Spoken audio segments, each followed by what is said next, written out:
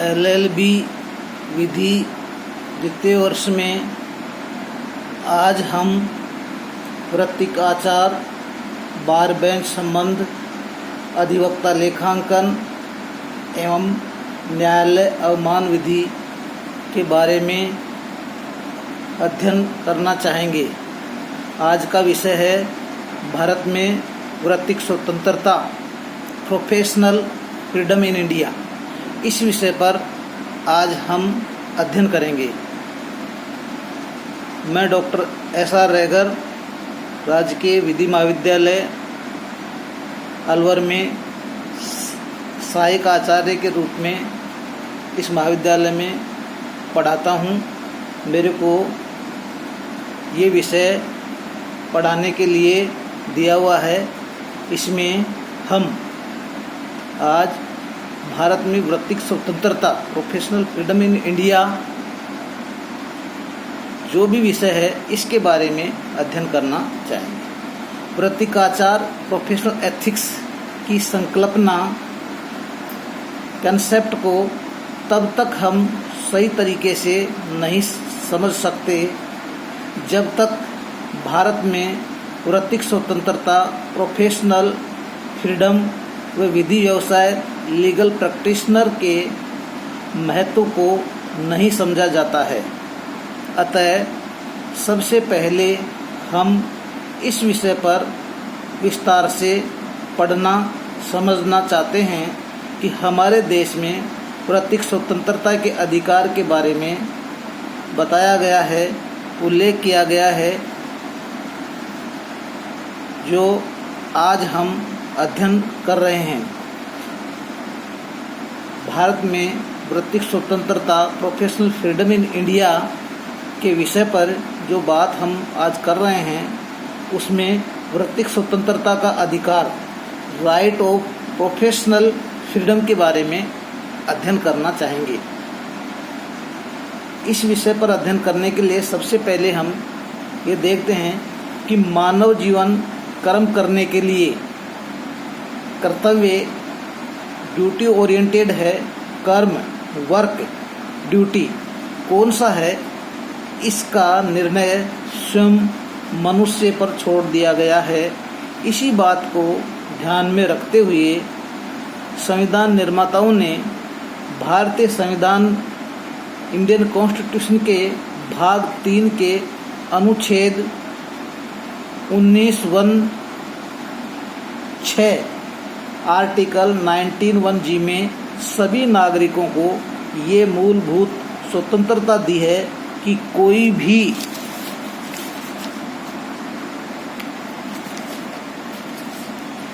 वृत्ति, उपजीविका, व्यापार या कारोबार करने का अधिकार होगा। To practise any profession or to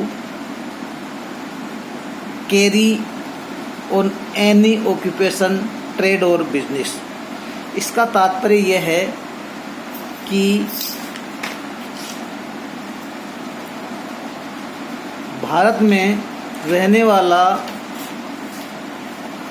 कोई भी व्यक्ति जो अपनी वृत्ति, प्रोफेशन, आजीविका, ऑक्यूपेशन, व्यापार, ट्रेड या कारोबार, बिजनेस अपना सके। इस प्रकार इस अनुच्छेद में नागरिकों को कोई भी वृत्ति, प्रोफेशन अपनाने की स्वतंत्रता प्राप्त है। इन वृत्तियों में अधिवक्ता, एडवोकेट, चिकित्सक, डॉक्टर, अभियंता, इंजीनियर, कर सलाहकार, टैक्स कंसल्टेंट, चार्टर्ड अकाउंटेंट आदि शामिल हैं। इसलिए इन सभी को भारतीय संविधान के अनुच्छेद 19(1)(6) में सम्मिलित किया गया है। इसी प्रकार राज्य का वृत्तिक स्वतंत्रता पर नियंत्रण अर्थात अंकुश भी लगाया हुआ है।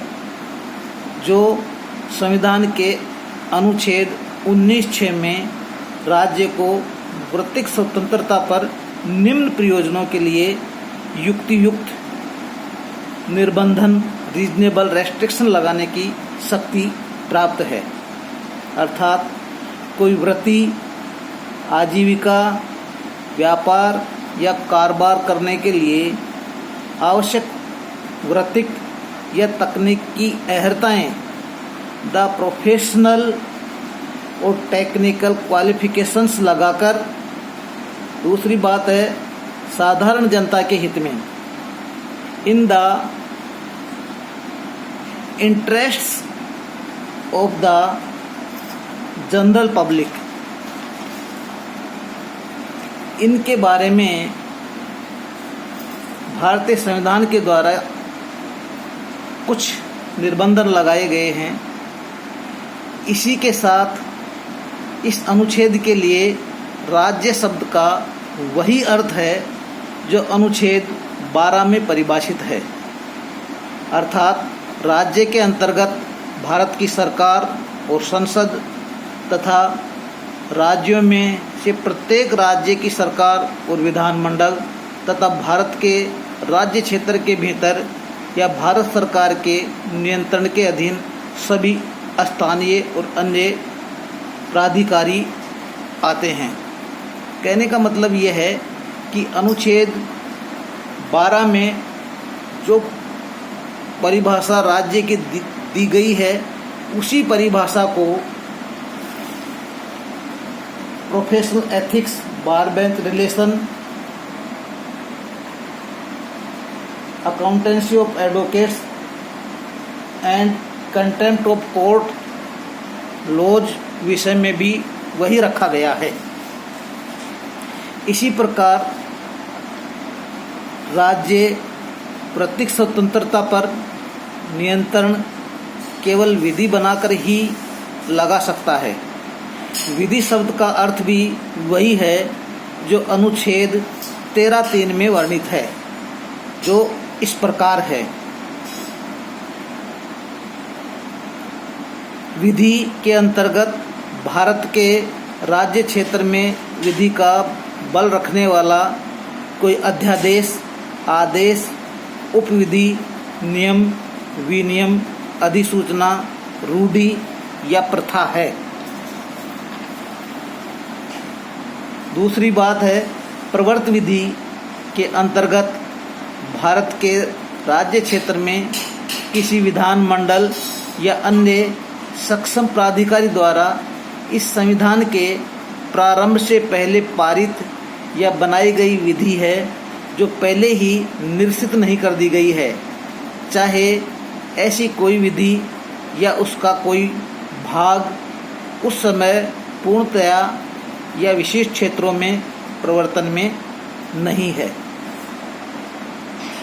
इस प्रकार हम ये कह सकते हैं कि भारत के राज्य क्षेत्र में विधि का बल रखने वाला कोई भी अध्यादेश, ऑर्डिनेंस, आदेश, ऑर्डर, उपविधि, बाई लॉ, नियम, रूल, विनियम, रेगुलेशन, अधिसूचना, नोटिफिकेशन आदि सम्मिलित हैं।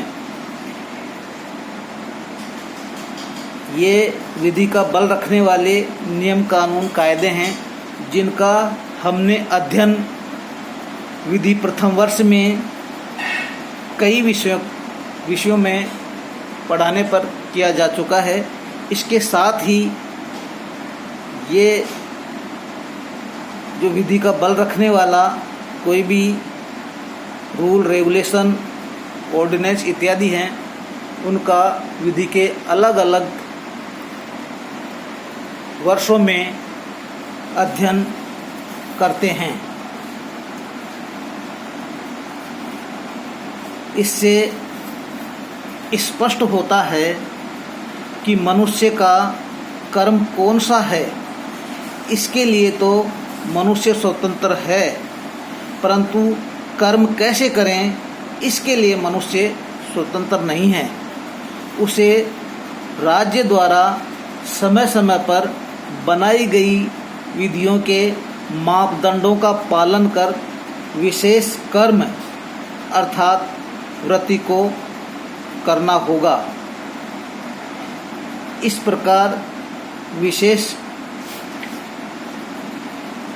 किसी वृत्ति विशेष के लिए विधि द्वारा निर्धारित मानदंडों को अपनाना ही वृत्तिक सदाचार प्रोफेशनल एथिक्स कहलाता है। प्रोफेशनल एथिक्स सदाचार के लिए हम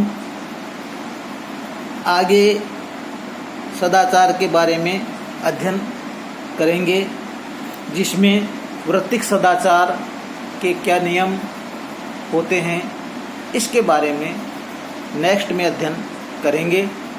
आज इतना ही बहुत है। थैंक्स।